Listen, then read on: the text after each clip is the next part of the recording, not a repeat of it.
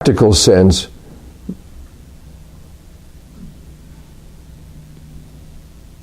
period.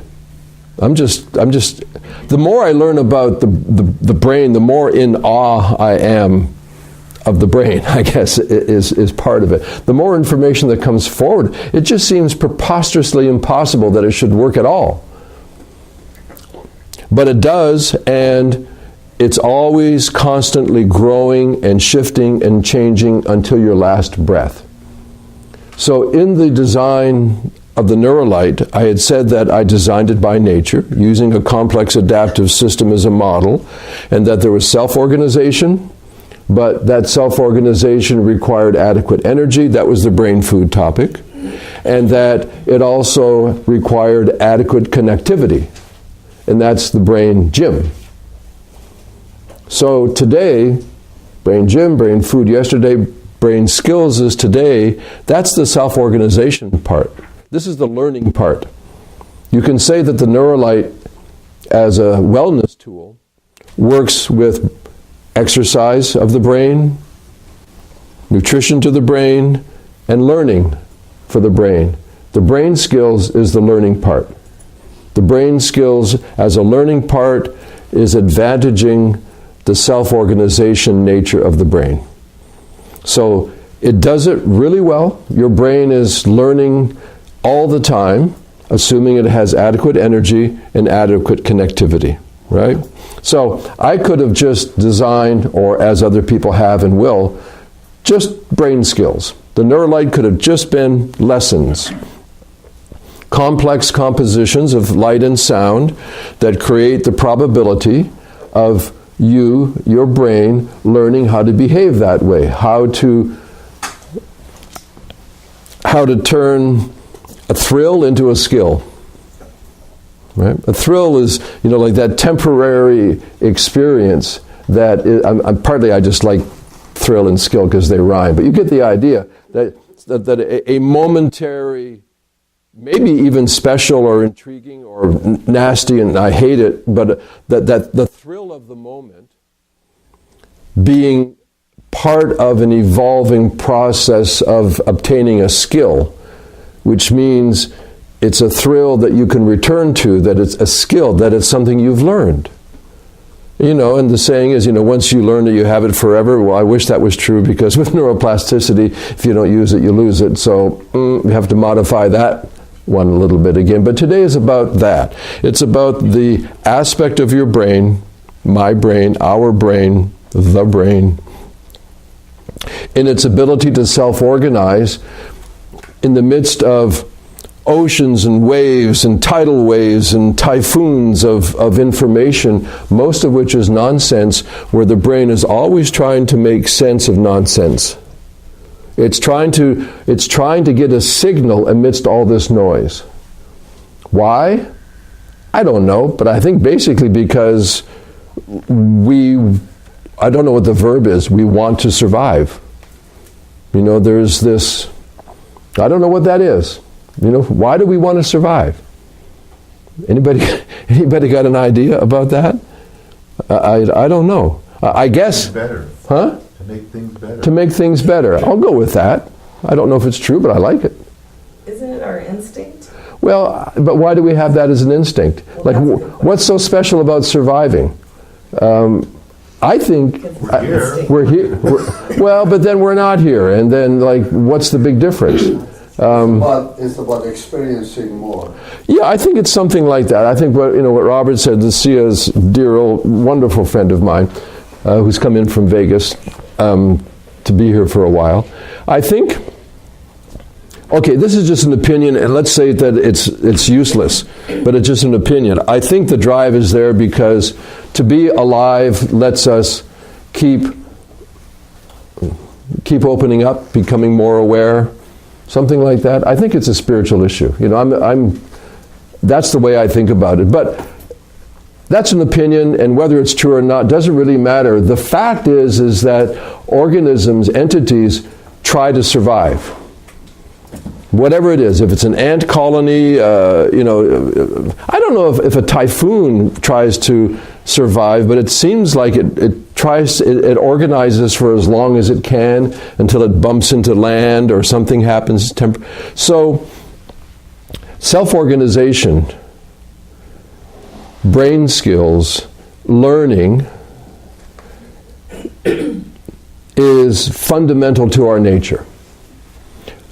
We have the heaters on in here. That we're all here. It's going to start to get warm and maybe even stuffy. Do you want to turn them off now and we'll generate body heat, or are you chilly? What's it like for you? What do you want? I'm talking to you guys. Answers? It's fine right now. Fine. So if it's fine right now, we should turn the heat off because it's going to get hotter all the time. That's got a click on the wire. There's a click, and those two have buttons. And there's a wire click on that. So there are 4 heaters in here, those wall things. Thank you. I could have just designed the Neuralite without the brain gym and without brain food, because everybody, for the most part, wants what they want. I don't know whether I want what I want or I want what I need. Sometimes it's not clear. I get mixed up between want and need. But that's in the brain skills. And it's also why I call it the candy store. Because when you start to look at them, it's like, oh, I want that one, I want that one, I want that one. That's good, I want that, I'd like that. It's that tendency. Well, yeah, I'd like to play the piano. I'd like to be good at tennis. I'd like to be a great singer. I'd like to be a great dancer. All these things I would like. Do I have the capacity to do those? Unclear.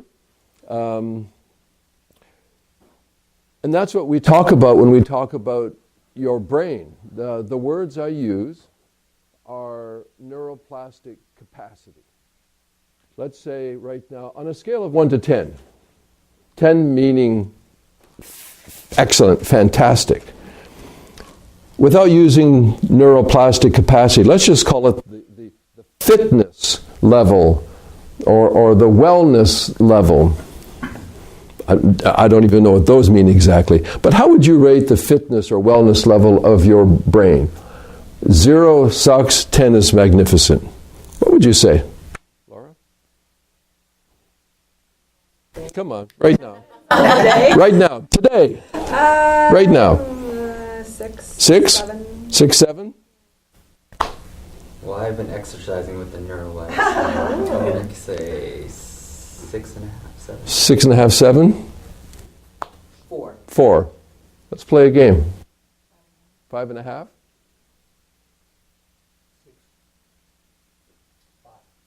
Okay. Anybody here over 7?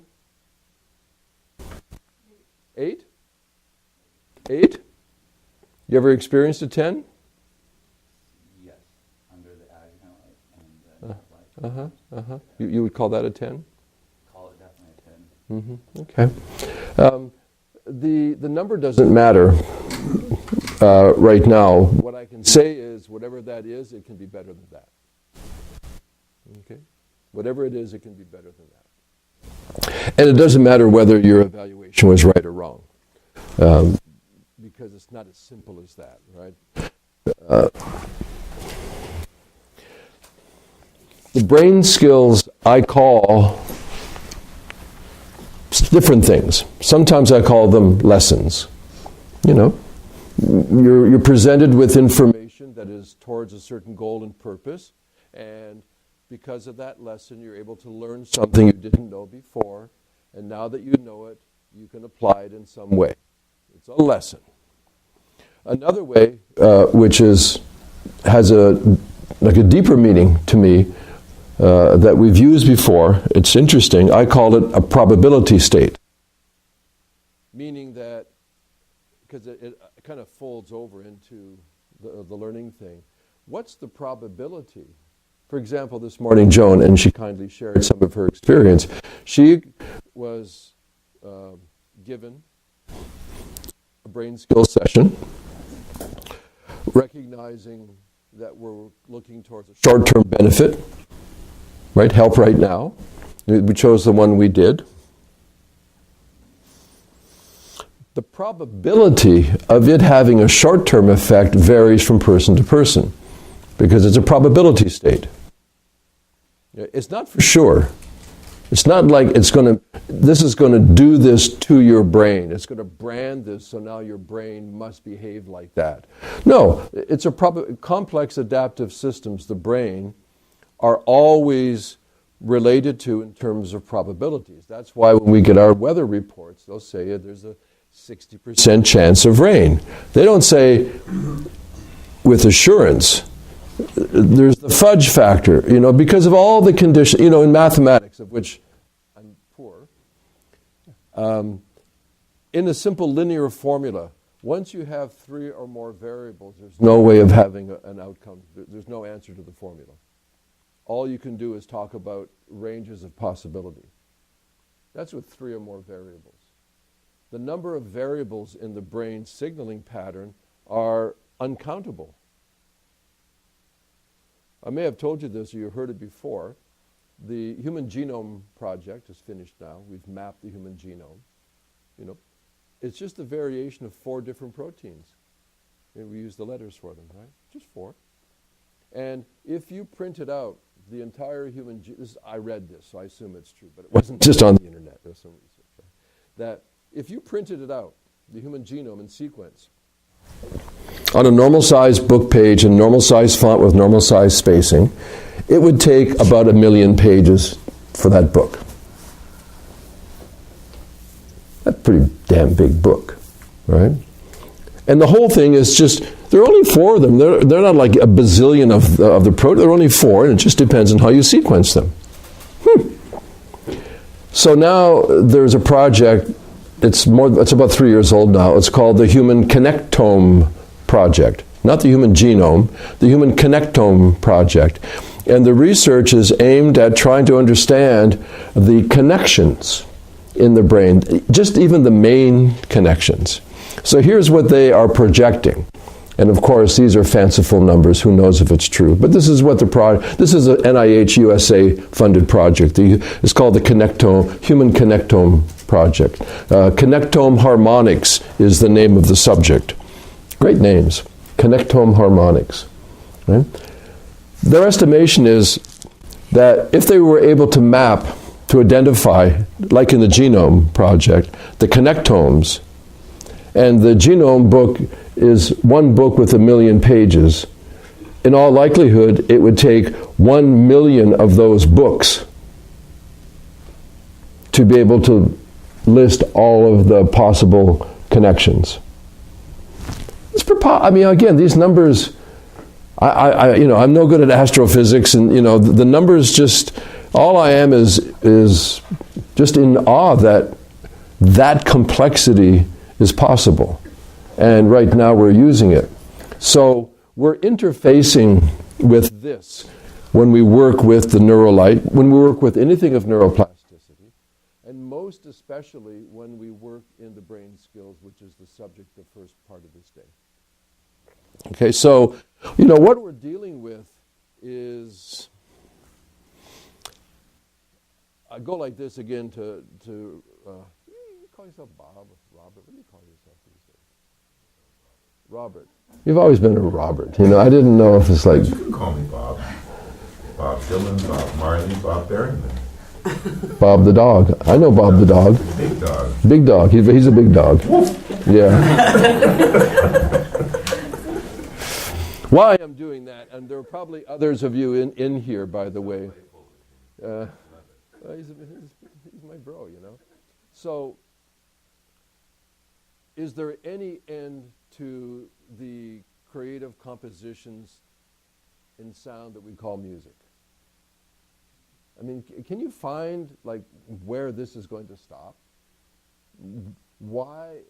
How can it always be different and new and different and new? Why is Renaissance music so different from reggae? What's happening? Because all of this,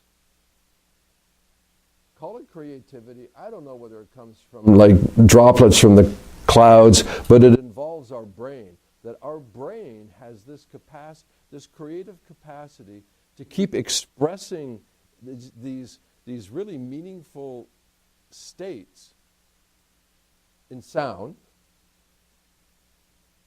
And it just never stops diversifying. Like, what does that mean about the potential of brain skills? What does that mean about the potential of our brain in doing stuff? If we can keep doing this musically, in every other kind of way, what can happen there? And then, you would ask, like mystical states, we talk about these things. There's a lot of stuff these days, biohacking and flow states and all of this kind of talk. So I feel like brain skills lets us play in the waves of the ocean near the shore, and yet there are voyages that leave the land far behind. This sounds like a little bit too romantic, right? It's okay. I'm romantic. You're romantic. That's right. Okay. Talk to me. So today, what we have in the Neurolite is a section called Brain Skills, and there are 80 different sessions. I initially created 120, and I thought 120 was too many. Some of them were kind of maybe redundant. Others didn't seem that useful. And I just thought it was too many. So, I took out the editor's red pen. If you've ever written anything and given it to an editor, boy, is that a bad day when it comes back. It's like, wow, what did you go to Costco and buy like a whole box of red pens? You ran out and you kept on using them, right? So I did that. What I'm going to do right now, and because these are numbered, they'll make sense later on, I'm just going to, this is a printout of the sessions in category, by name, and by description. And I'm just going to give papers. You can sort of pass them around. I don't want you to stop paying attention to me, right? But I just want you to be able to, some of you know it because you have the Neurolite and you've sort of been going through there. For others of you, don't just hold all the papers. Hold them. Just move them around. It doesn't matter like what number. Just take any one page and move the next page to somebody else, just so you can peek. There are 80 of these things. And they can be experienced in 11-minute periods, 22-minute periods, and 33-minute periods. So what I want to do right now, some of you heard it a little bit from the public presentation. Just pass them around, glance at them. I just want you to get sort of like a hit or an impression, so it's a little less abstract. This is the concept of structuring a composition for brain signaling. I'm going to tell you how I do it. Although this is an example that is modified many ways. And some of you heard this before. I'll repeat it, it won't be long. Why I'm doing this is because I want to impress you. Probably. But no, why I'm doing it is because I want to give you some peek into why this is different than brain entrainment. Because you're going to be asked those kinds of questions. Oh, is this brain entrainment? Because brain entrainment's been around for a long time. Now there's a whole renaissance because of the internet. Everybody thinks binaural beats are like, we just found them under a magic mushroom, like, 2 years ago. They never existed before.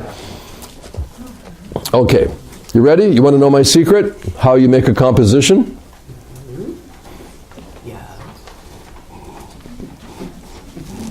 You got to buy me a donut at lunch. Okay. Deal?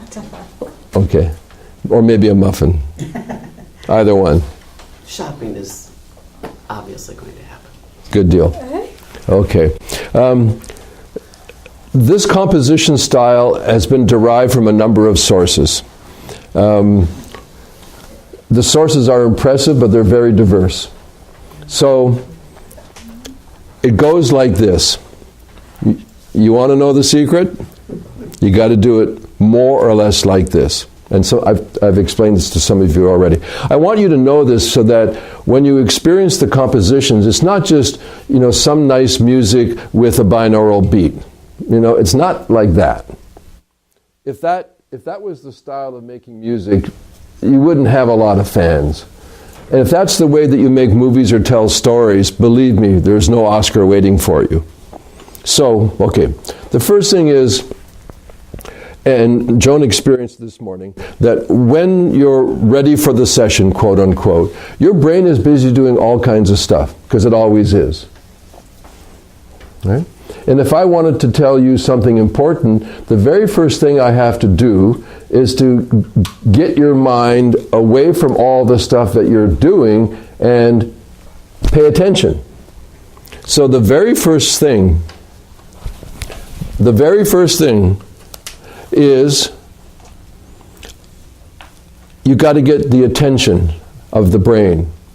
And the way I get attention, and it's different for every composition, but I throw in a bunch of strangely configured, unpredictable signals that would be something like some kind of bing bang strange noise that happened in the back of your house. You just what's that? The signal makes no sense at all. But it's dramatic. So there's a dramatic, nonsensical beginning. And that beginning